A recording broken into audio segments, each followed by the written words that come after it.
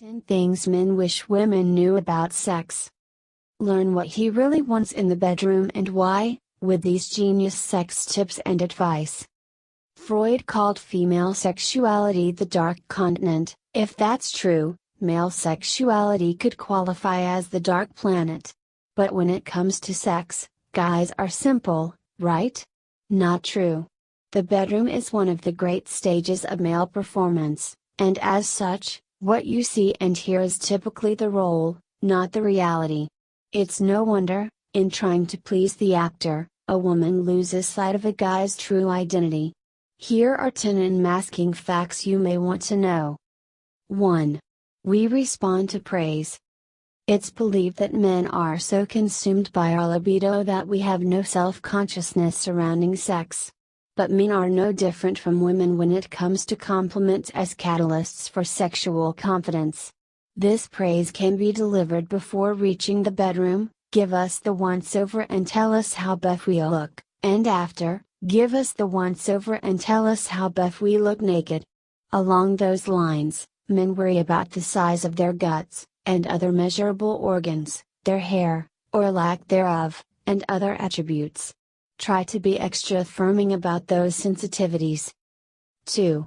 We fear intimacy. But not for the reason you think. Studies have shown that boys are more affectionate, even more expressive, than girls until they reach school age. At that time, social repression begins of words, thoughts, feelings, and our desire for human connection goes underground. So taboo is this desire for intimacy that its possibility can terrify men, not because it's smothering, but because we realize how desperate we are for it. What's a woman to do?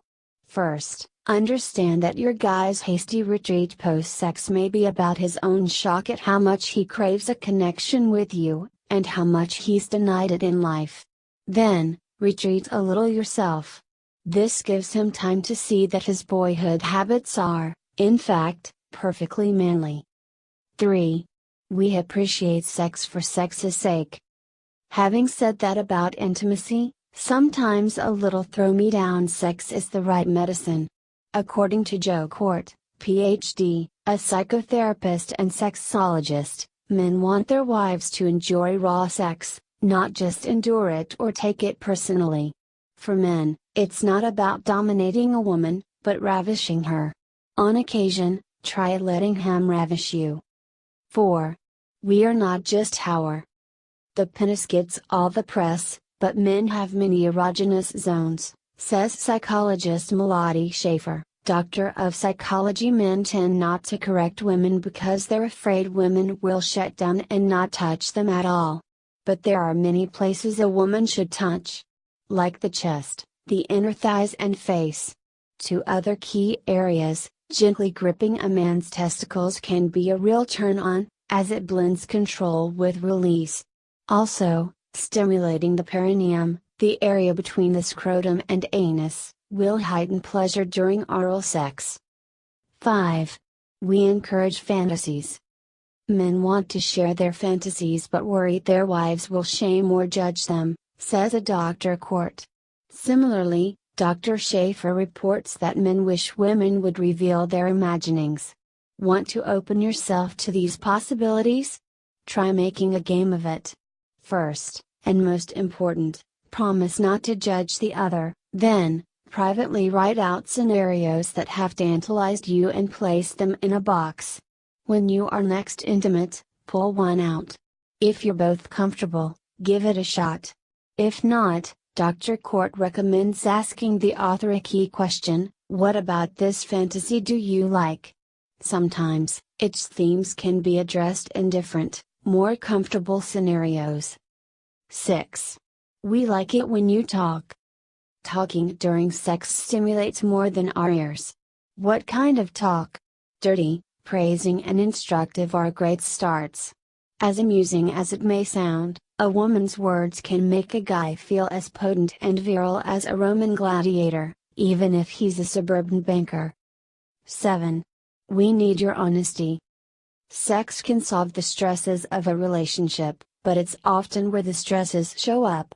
If we complain about a lack of sex, or you're doing certain things only on our birthday, we may be overlooking serious issues that underpin such withholding.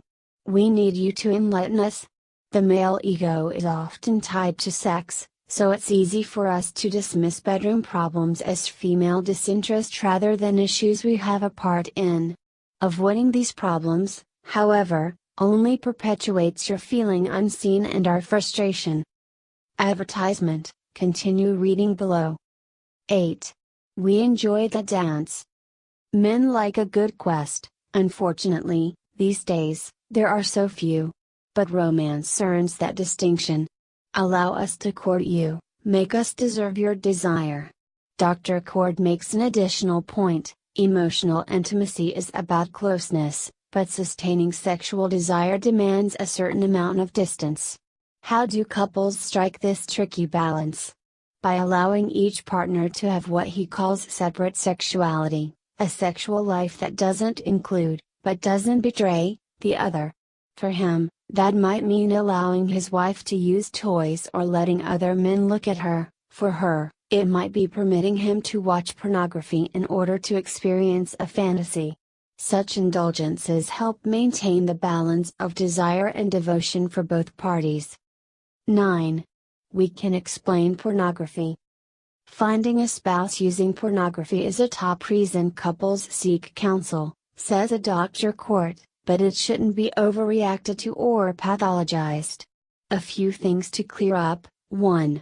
Sex addicts represent only 4% of the population, so it's unlikely your man is one. 2. Because childhood experiences influence sexuality as an adult, people are very idiosyncratic about what turns them on.